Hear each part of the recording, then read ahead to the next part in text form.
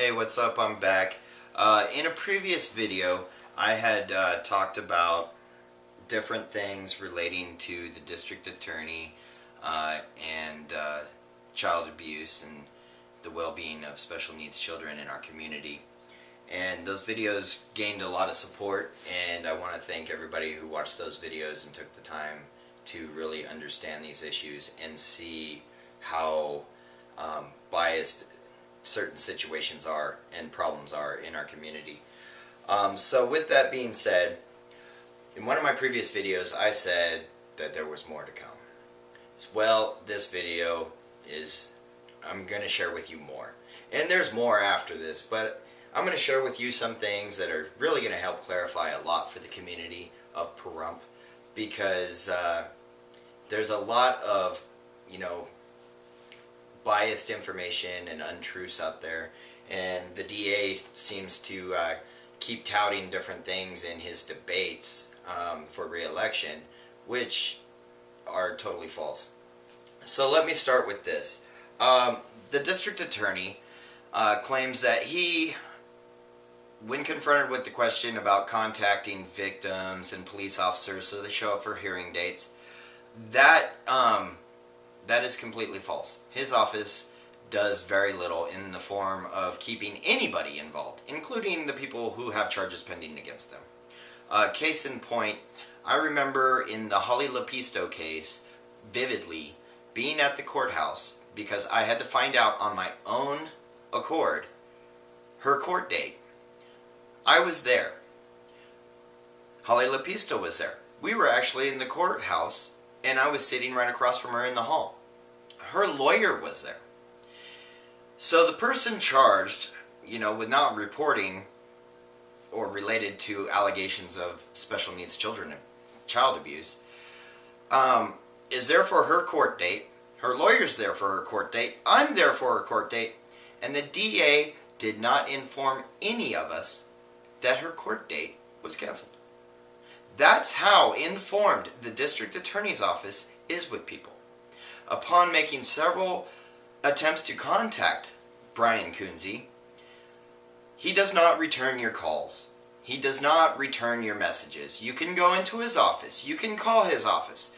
And he does not practice good communication skills. He is a horrible leader when it comes to communication, because that is one of the things he sucks at the most. I mean, just plain and simple, he sucks at communication skills. Case in point. Now, if you watched my previous videos, you're aware that I have autistic twins who are part of the Holly Lepisto and Floyd Elementary School and Sarah Hopkins abuse case involving allegations of abusing special needs children. Well, it gets better than that. Because right here, and he said this in the debate at the Nugget, and this really irked me, you can't read about it. Because he knows that the archives at the Pahrump Valley Times, that's right, the Pahrump Valley Times, their archives are so screwed up, you can't pull up certain years, certain months, certain articles, certain papers. So you can't even look to find out what I have in my paper, an old newspaper, because they do exist and you can read about them. And I'm about to read a little something to you right here. Hafen Aid, this is from the February 14th, 2014 edition, by the way. So you figure about 8 months ago, an aide at Hafen Elementary School was arrested for mistreating special needs children. Now, that alone, since the arrest in 2010 in the Floyd case, doesn't sound too miraculous. And the article goes on to touch on how she started in 2010. Well, that's a little coincidental, but nothing really draws it together. So, I want to elaborate on how stupid this is and how in danger your children are in your community, in the public schools, because the justice system says they don't have a voice. This is a class picture from my son's 2009-2010 school year at Floyd Elementary. Now you have Sarah Hopkins, Catherine Cummings, Phyllis Duchesne, who were all charged with charges related to the allegations of abuse of special needs children. And over here there's another aide.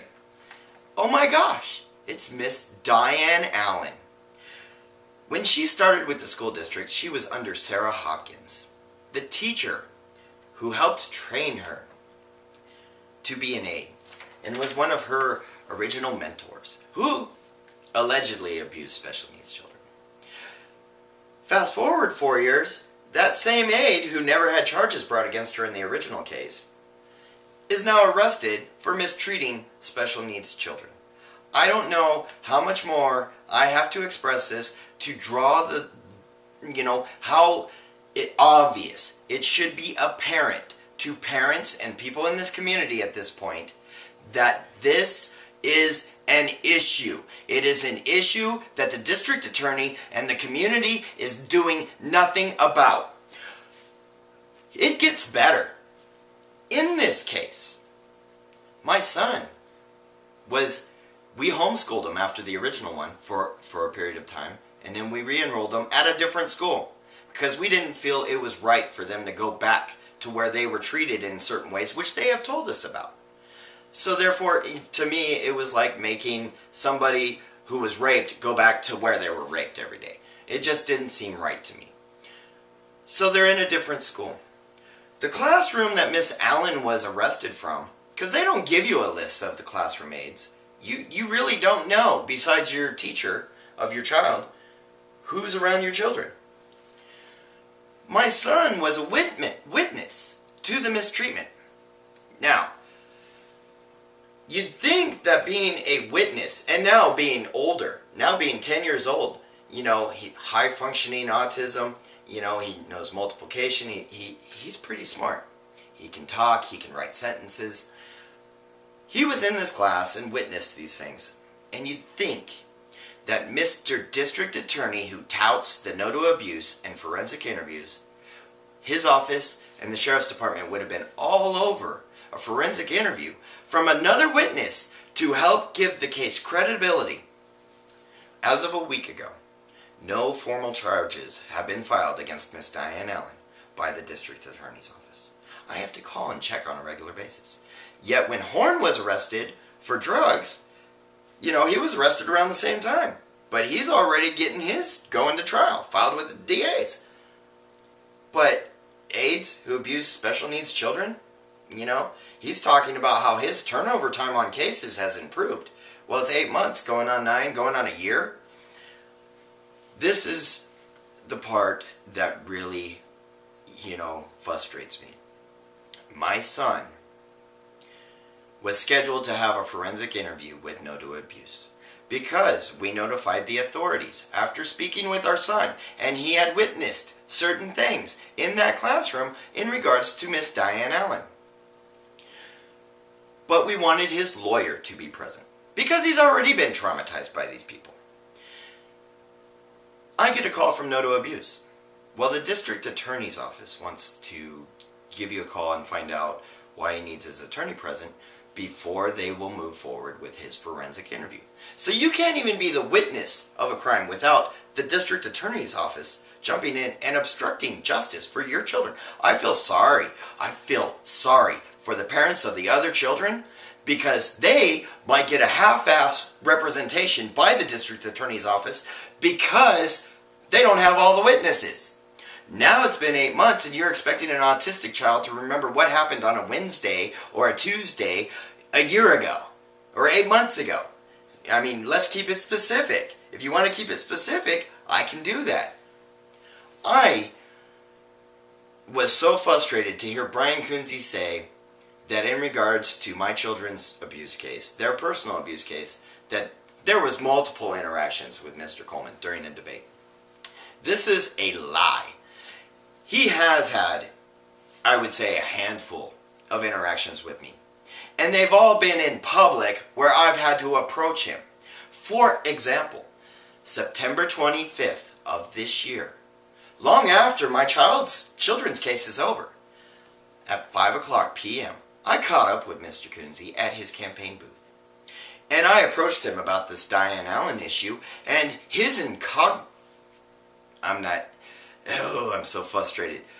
His incompetence and his ability to tell my child, to tell his family that he might have witnessed a crime, but he didn't witness shit. That's how I feel about it. This is what this pompous mother told me. He said, it is up to the district attorney's office to determine if someone is incompetent to be a witness or a victim, to testify. To give a forensic interview, which he touts. They give forensic interviews now, but only to who they want to. It's amazing. He said it's up to his office to determine whether or not my son was incompetent. This is without anyone from the local government, CPS, a psychologist, anyone speaking to my son about it other than his parents. So I'm going to put perspective on this for you. So the district attorney is saying if you're a victim of a crime and a special needs child witnessed it, nothing happened. It's up to him to say nothing happened and they can't have an interview because they get to determine they're incompetent just based on the fact that they're in a special needs class and a 5th grader. But how would he know all that? Because they never even talked to him. They never even talked to his parents. It's a load of BS. You're getting fed a line. Here is an article from the May 1st, 2013 Pahrump Valley Times. I will show you the cover. I have a lot of papers. Hawkins takes plea deal in Floyd abuse case. And this is what Brian Kunzi had to say. We knew from the very beginning that the conviction for child abuse was not going to be easy. None of the children were physically harmed. My son was made to hit himself with his own hand in his face until he was bruised. We had other pictures of suspicious marks, bruises on their spines, their sides, fingerprint bruises on their legs from being held down on the toilet. No children were physically harmed. Well, this is the purpose of this video. I, Michael Coleman, challenge you, Brian Kunzi, to a public debate in an open forum for the public to ask questions, a public discussion, if you will, on individuals with disabilities and children in our community and how you plan to keep them safe, which you have failed to do so far. There are so many parents that I've talked to whose kids aren't in public school. You are hurting the school system because people are afraid for their children's safety. So, with that being said, this is the Brian Kunzi Challenge. If you accept my challenge, great. I'm up for it. I'm very aware of what this will entail. But if you're not up for it, regardless if you get reelected or not, I'm sure that the Attorney General's office and other branches of government will be happy in making sure that you start doing your job and defending our children. Have a great day.